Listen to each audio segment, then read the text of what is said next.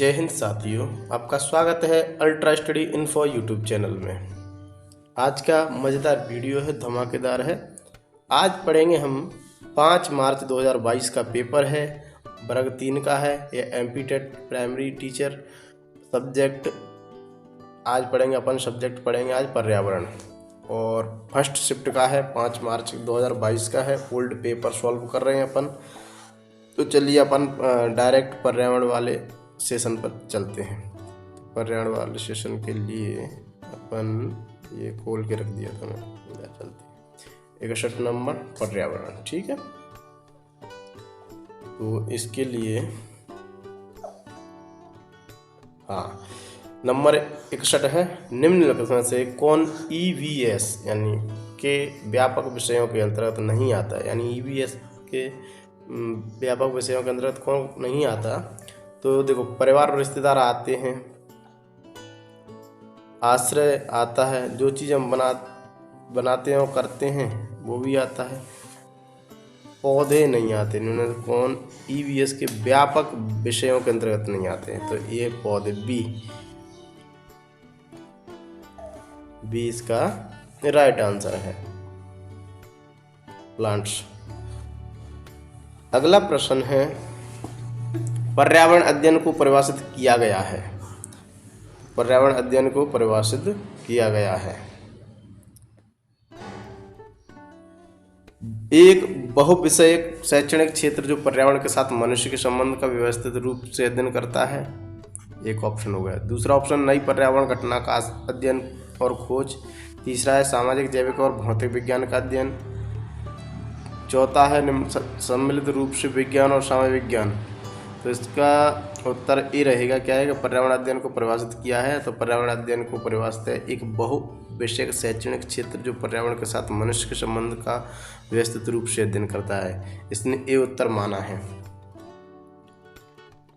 अगला प्रश्न है, एक गैर जलवायु कारक है। तो गैर जलवायु कारक क्या है, इसका भी अपन देख लेते हैं। दबाव, आर्द्रता, नमी या भू अवक्रमण, यानी तो इसका उत्तर माना है पीवी ने डी, भू अवक्रमण। अगला प्रश्न है, पारिस्थितिक तंत्र पर मानवीय गतिविधियों के प्रभाव के बारे में निम्नलिखित में से कौन सी गतिविधि सही है। तो उसका उत्तर डी माना है, प्रदूषण कम करना। तो इसके 4 ऑप्शन पढ़ते हैं। भूजल का ह्रास, मिट्टी की उर्वरता बढ़ाना, वन क्षेत्र में वृद्धि करना, और डी है प्रदूषण कम करना। तो डी रहता है, यानी पारिस्थितिक तंत्र पर मानवीय गतिविधियों के प्रभाव के बारे में निम्नलिखित से कौन सी गतिविधि सही है। ठीक है, चलिए अगला प्रश्न है, निम्नलिखित में से किस अनुसार वायुमंडल में 79% नाइट्रोजन और 21% ऑक्सीजन है।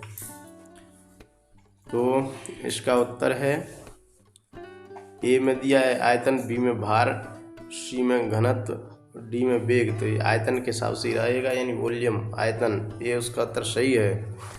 अगला प्रश्न है, निम्नलिखित में से क्या जंगल का कार्य नहीं है। देखिए, नहीं पे विशेष ध्यान देना है। तो क्या जंगल का कार्य नहीं है, तो इसका ए ऑप्शन है, सतह से जल वर्षा के प्रवाह को कम करना, या सतह से वर्षा जल के प्रवाह को कम करना। बी है मिट्टी कटाव को रोकना। सी है स्थानीय तापमान को नियंत्रित करना। डी प्रदूषण कम करना। तो इसका भी उत्तर पीवी ने डी माना है, डी प्रदूषण को कम करना। अगला प्रश्न है, सॉरी बीच में बच्चे की आवाज़ आ गई थी, बच्चे को खांसी आने के कारण, तो माफ़ करिएगा, आप अपना पढ़ाई पे ध्यान दीजिए। अगला प्रश्न है, निम्नलिखित में से कौन एक गैसीय जैव भू रासायनिक चक्र नहीं है। नहीं और हाँ पे विशेष ध्यान देना है, नहीं तो आपका प्रश्न गलत हो सकता है। तो ए है जल चक्र, दूसरा बी है कार्बन चक्र, सी है फास्फोरस चक्र, और डी है ऑक्सीजन चक्र। तो क्या है, निम्नलिखित में कौन एक गैसीय जैव भू रासायनिक चक्र नहीं है। तो ये फास्फोरस चक्र है। इसका उत्तर माना है फास्फोरस चक्र, पीवी ने।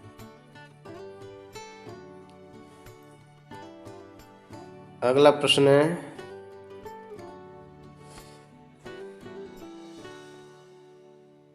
चंगपा पहाड़ों पर रहने वाली एक जनजाति शंकु के आकार के तंबू में रहती है, जिसे याक के बालों से बुना जाता है और एक साथ सिला जाता है और 9 डंडों से बांधा जाता है। फिर करीब 2 फीट गहरी जमीन खोदकर टेंट लगाया जाता है। उनके तंबू को क्या कहा जाता है?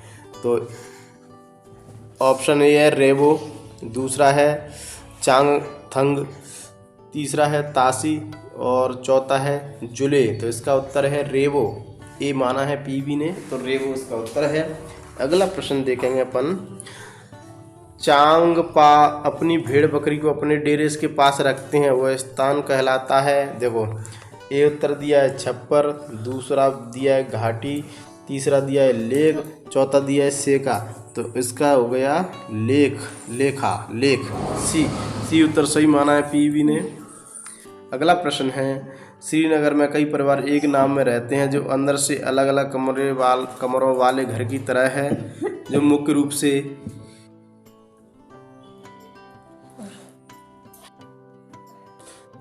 रूप से डल झील और झेलम नदी में देखा जाता है। ठीक है, तो इसका उत्तर क्या है? देखो, अभी तो ऑप्शन पढ़ते हैं। ए है बोट हाउस, बी घाटी, सी खातबंद, डी तालाब घरी। तो इसका उत्तर बी माना है, यानी बी पे है घाटी। श्रीनगर के परिवार एक नाम में रहते हैं जो अंदर अलग अलग कमरों वाले घर की तरह, जो मुख्यतः डल झील में झीलम नदी में देखा जाता है, इसको घाटी बोलते हैं, घाटी। ये पीवी के अनुसार है, पीवी से डाउनलोड किया है प्रश्न उत्तर। पीवी ने जो उत्तर माना है उसका उत्तर बता रहा हूँ मैं।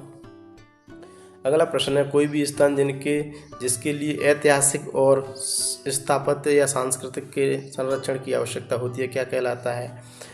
तो ए पे है विरासत, दूसरे नंबर पे है धनुषाकार, तीसरे पे है फोरवेल्ड और चौथे पे है इच्छुक विरासत। तो ये है इसका विरासत परिसर, ये उसका उत्तर सही है, विरासत परिसर।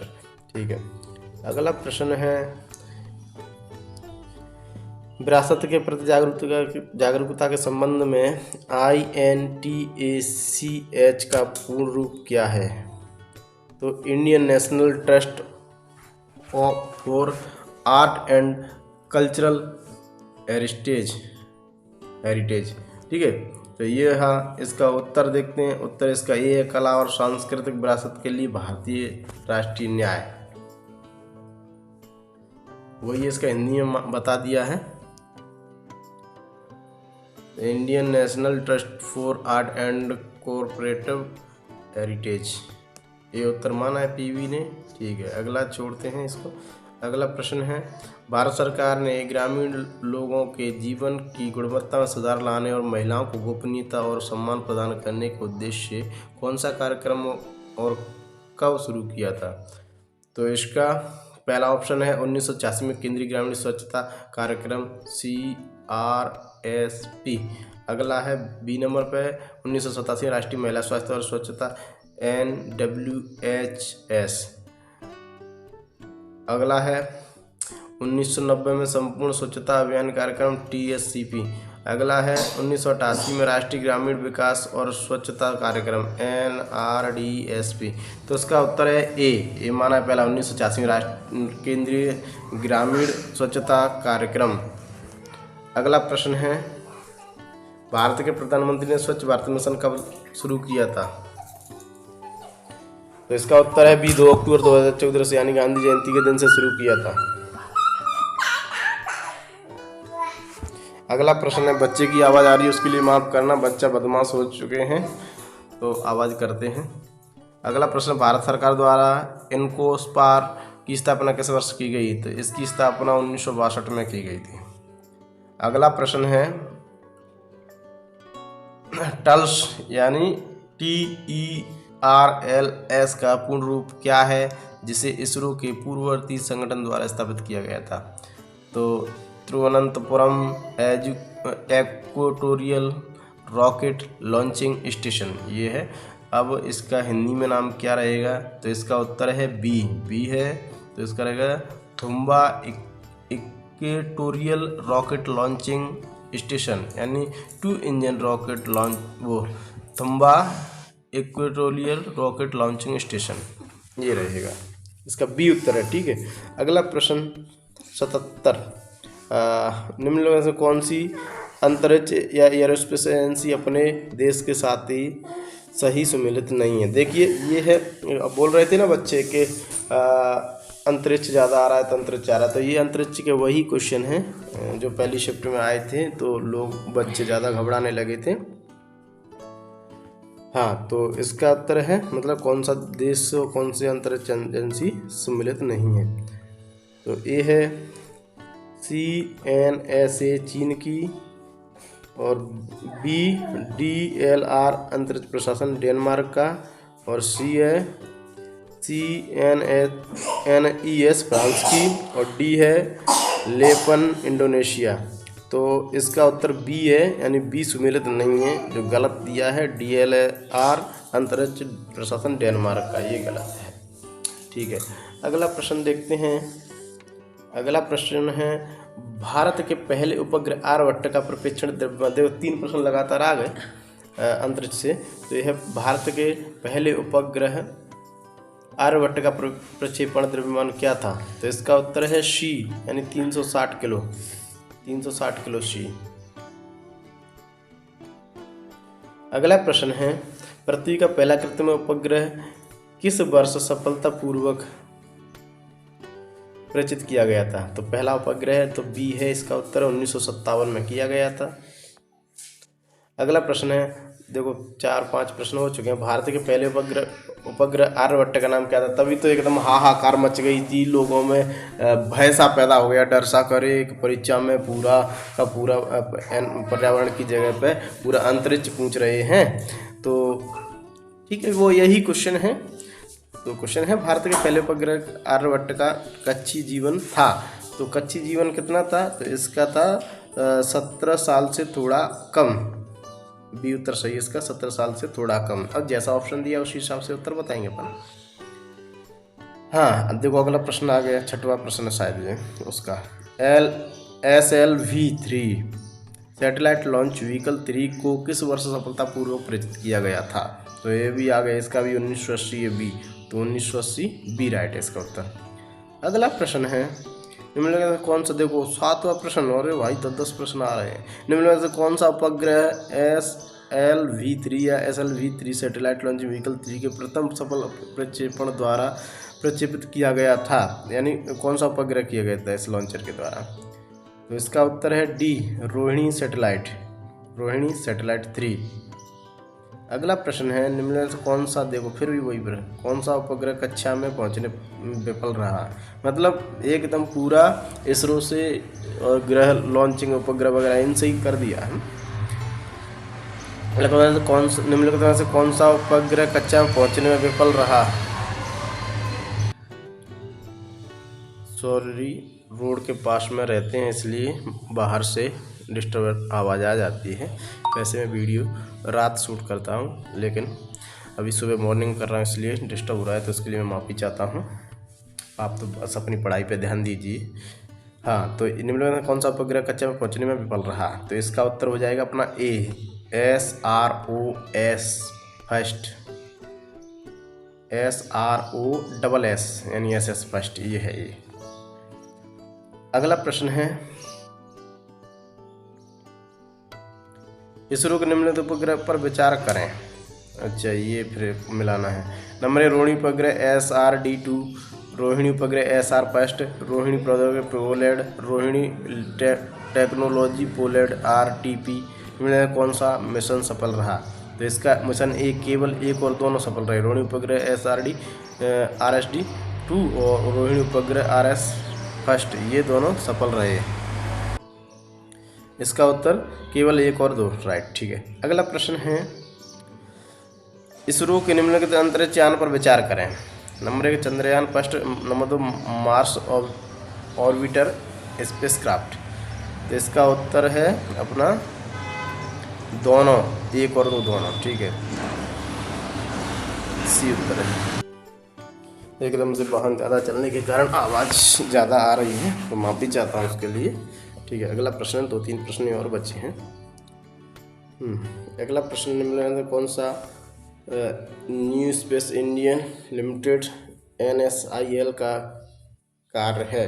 तो नंबर 1, उपग्रह सैटेलाइट बनाना, उपग्रहों से संबंधित उपग्रहों के लिए लॉन्चिंग सेवाएं प्रदान करना, भारतीय उद्योगों में माध्यम से उपग्रह निर्माण को सुगम बनाना। तो इसका सही है डी, 1 2 3। देखो इसमें पूरा का पूरा ही वही उपग्रह रख दिया था और पूरा अंतरिक्ष, इसलिए ज़्यादा टेंशन में थे बच्चे, घबराए हुए थे। और जिनकी अगली शिफ्ट में पेपर थे उनका तो हो गया, वो तो घबराए थे उस टाइम पे और उनका पेपर ठीक नहीं गया था। लेकिन बाकी लोगों को जो बाहर लोग इंटरव्यू सा ले रहे थे ना, तो पूछ रहे थे, तो एनालिसिस करने पे लोग बता रहे थे अरे वो आ रहा है, तो बाकी भी घबरा गए। तो फिर सारे के सारे जुट गए थे पर्यावरण पढ़ने में, अंतरिक्ष पढ़ने में। ठीक है, चलो आगे चलते हैं। हाँ, छोटे समूह में परिचर्चा के दौरान शिक्षक को क्या सुनना चाहिए? देखो सुनिश्चित करना चाहिए। अब आया ये पेडागोगी, इतनी 3 नंबर की होगी, 87 से स्टार्ट है। तो छोटे समूह में परिचर्चा के दौरान शिक्षक को क्या सुनिश्चित करना चाहिए? नंबर 1, हर चर्चा लक्ष्योन्मुखी होनी चाहिए। चर्चा में सक्रिय रूप से भाग लेने के लिए बच्चों के पास विषय के बारे में पर्याप्त जानकारी हो। किसी भी दृष्टिकोण या मत का अनादर या उपवास नहीं होना चाहिए। तो इसका उत्तर होगा 1 2 3, तीनों ही बात सही है। अगला है, कई छात्र छोटे परिचर्चा का आनंद लेते हैं क्योंकि यह सहकर्मी आधारित संचार है, इसमें अंतः क्रियाएं होती हैं, यह शिक्षार्थियों की सक्रिय भागीदारी को प्रोत्साहित करता है। तो इसका उत्तर भी हो गया 1 2 3, यानी तीनों ही राइट हैं। अगला प्रश्न है, कौशल जो छात्र छोटे परिचर्चा के माध्यम से विकसित करते हैं, विश्लेषणात्मक और संचार। इसका उत्तर रहेगा अपना 1 और 2 दोनों ही हैं, यानी सी उत्तर सही है। ठीक है, अगला प्रश्न है और लास्ट प्रश्न है उसका पर्यावरण का वीडियो का। निम्नलिखित में कौन सा EVS शिक्षण अधिगम की अवलोकन पद्धति का लाभ नहीं है? तो इसका उत्तर है लेखन कौशल विकसित करना। ठीक है, तो साथियों वीडियो को यहीं समाप्त करते हैं और जो एक्स्ट्रा आवाज़ के लिए माफ़ी चाहूँगा। वीडियो पसंद आए तो like and share and comment जरूर करें। कमेंट में जय हिंद लिखें और टारगेट MPTET 3 लिखें और चैनल को सब्सक्राइब जरूर करें और ऐसी समय पे वीडियो या इन्फॉर्मेशन पाने के लिए बेल आइकन जरूर दबाएं। धन्यवाद।